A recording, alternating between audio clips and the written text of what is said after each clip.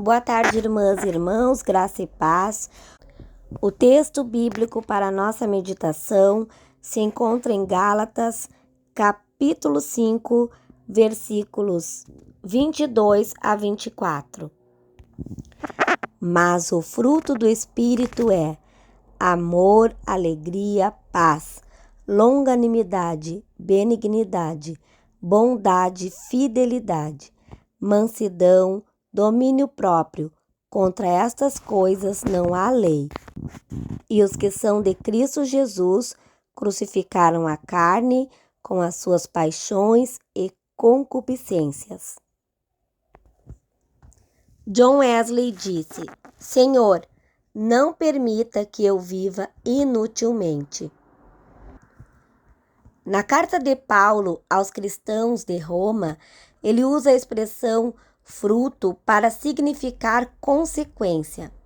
Agora, porém, libertados do pecado, transformados em servos de Deus, tendes o vosso fruto para a santificação, conforme Romanos capítulo 6, versículo 22. Aqui fica claro que em Paulo o fruto do Espírito segue-se à salvação em Cristo. Ou seja, quem está cheio do Espírito apresenta o fruto do Espírito. Conta-se entre os santos a que Paulo se refere no preâmbulo de sua primeira carta aos Coríntios, quando escreve, em 1 Coríntios capítulo 1, versículo 2, aos que foram santificados em Cristo Jesus, chamados a ser santos. Esse fruto do Espírito desdobra-se em múltiplos dons na carta de Paulo aos cristãos da Galácia, que foi o texto bíblico que nós lemos, que diz: o fruto do Espírito é amor, alegria, paz, longanimidade, benignidade, bondade, fidelidade, mansidão, domínio próprio. Cada qual dessas características foi explicada por Wesley em diversos sermões.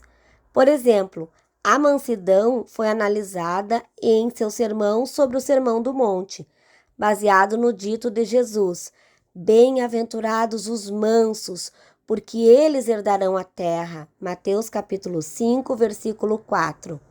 Diz Wesley: a mansidão parece, pois, relacionar-se conosco mesmos, mas também ela deve mostrar-se em referência a Deus ou ao nosso próximo.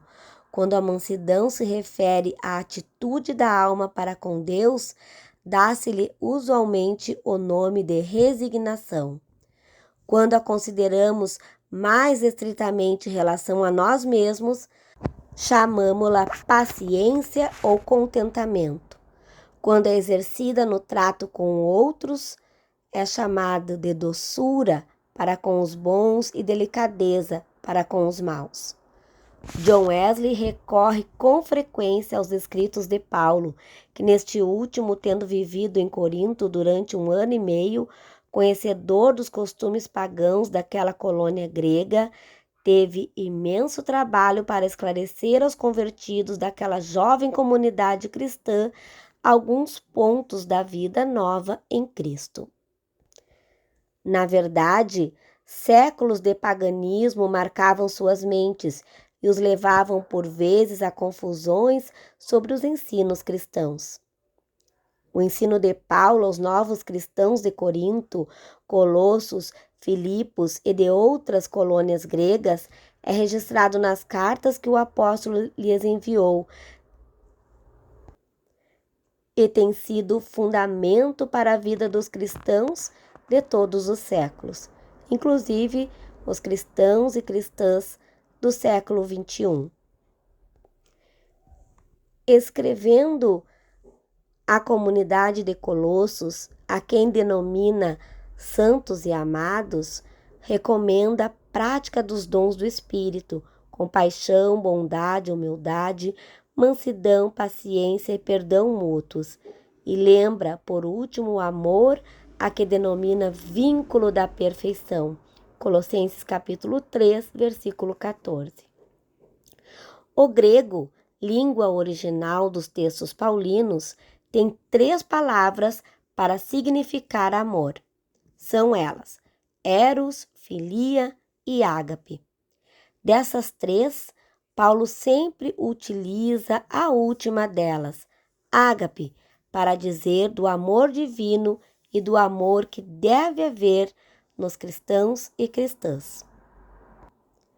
Escrevendo aos Coríntios, discorre sobre os diversos dons do Espírito e destaca a supremacia do amor, conforme 1 Coríntios, capítulo 13. Alguns eruditos especializados no Novo Testamento acreditam ser este trecho uma inserção de Paulo de um hino já em uso entre os cristãos. Mesmo que isso seja verdadeiro, não retira a riqueza doutrinária deste capítulo. Novamente, Wesley fundamenta-se nas Escrituras para tornar bem claro o seu conceito de santidade.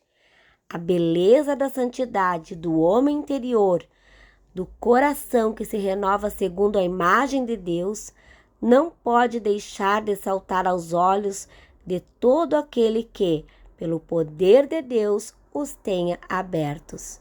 E prossegue: o amor não pode ser escondido, assim como a luz, menos ainda quando ele brilha nas ações, quando vós os exercitais nas obras de beneficência de toda a espécie.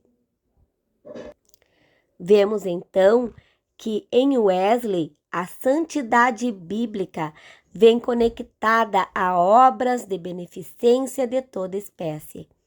Neste mesmo sermão, ele insiste no tema: o cristianismo é essencialmente uma religião social. Torná-lo em religião solitária é, na verdade, destruí-lo. Resumindo, para Wesley, os santos vivem no meio do povo, não nos claustros. Isso implica em preocupação com os males sociais.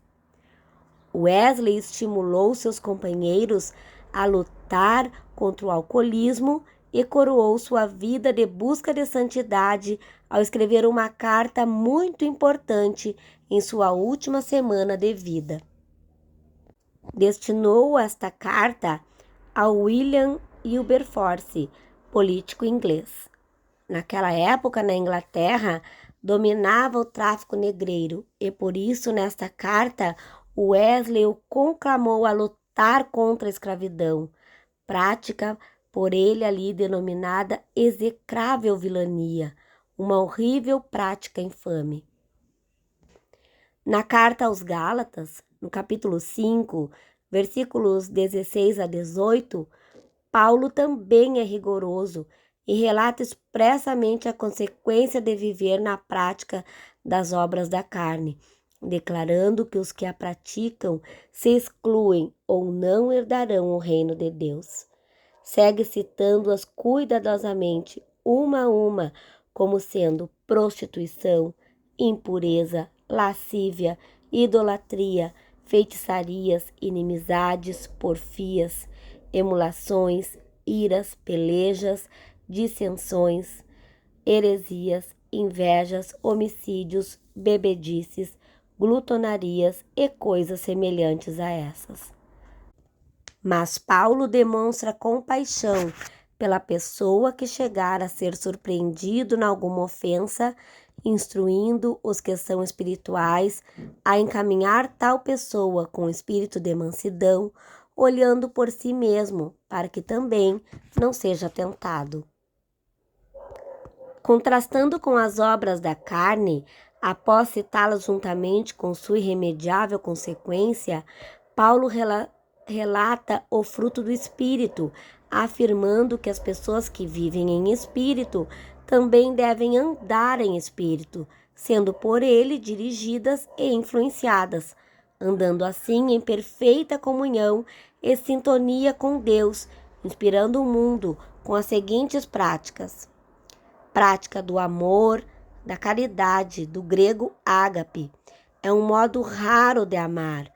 Já em sua primeira carta aos Coríntios, ele atribui ao amor o princípio predominante em todas as manifestações espirituais, pois o amor nunca falha e, sendo derramado pelo Espírito Santo na vida do cristão, é o maior de todos os dons espirituais, sobressaindo inclusive a fé e a esperança.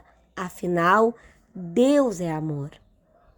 Alegria e gozo é o júbilo ou regozijo no exercício dos dons espirituais, a despeito das dificuldades a serem superadas. A alegria do Senhor nos fortalece.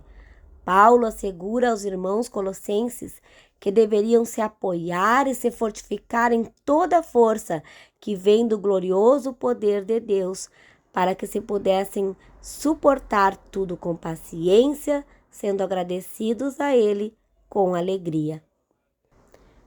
Inspirando também o mundo, além do amor e alegria, com a paz, quietude de coração e mente.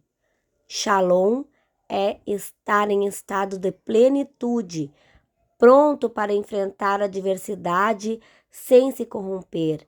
É estar em aliança permanente com o Criador. Esse estado de paz é citado no final da bênção araônica, conhecido como a bênção sacerdotal. O Senhor te abençoe e te guarde. O Senhor faça resplandecer o seu rosto sobre ti e tenha misericórdia de ti. Senhor, sobre ti levante o seu rosto e te dê a paz. Paulo lembra que Jesus é a nossa paz, o qual por seu sangue na cruz reconciliou consigo toda a criação, a qual deverá ser santificada em tudo pelo Deus de paz, que a conservará irrepreensível em todo o espírito, alma e corpo, para a vinda de Jesus Cristo. Longanimidade, perseverar e suportar contrariedades ou afrontas recebidas com paciência, a exemplo do próprio Deus, que é misericordioso, longânimo, tardio em irar-se, grande beneficência, verdade, que perdoa a iniquidade, a transgressão e o pecado. Benignidade, ser bom, moralmente correto, fazer o bem, ser generoso, não magoar ninguém, ainda que tenha lhe causado dores. A benignidade de Deus para conosco é ressaltado em todo o Salmo 136. Bondade, o zelo pela verdade repulsa o mal, qualidade de uma pessoa boa, com alma generosa, inclinada ao bem. O salmista Davi, no Salmo 23, expressou sua convicção de que a bondade e a misericórdia de Deus o seguiriam todos os dias da sua vida. Fidelidade é a lealdade constante e inabalável. Paulo afirma a importância da fidelidade a Deus com uma fé contínua e duradoura em Jesus Cristo, como única condição prévia para a salvação nele. Mansidão, moderação associada à força e à coragem, saber agir com calma, tranquilidade e equilíbrio emocional. O próprio Jesus se considerava manso ao declarar: tomai sobre vós o meu jugo e aprendei de mim, que sou manso e humilde de coração. Mateus capítulo 11, versículo 29. Domínio próprio ou temperança, o controle ou autoridade sobre os próprios desejos carnais e paixões. Paulo, em sua carta a Tito, dentre as várias e preciosas orientações na escolha dos líderes da igreja de Creta, ele cita que seja amigo do bem, moderado, justo, santo e temperante, dentre outras virtudes fundamentais ao caráter de qualquer cristão, principalmente aos líderes religiosos. Conclusão: lembremos que foi para a liberdade que Cristo nos libertou. Então, não usemos da liberdade para dar ocasião à nossa natureza pecaminosa, mas sim para servirmos ao reino de Deus e uns aos outros em amor. Afinal, toda lei se cumpre se amarmos o nosso próximo como a nós mesmos. Um abraço, meu irmão e minha irmã. Que Deus abençoe a sua vida e até a próxima lição da Escola Dominical. Amém.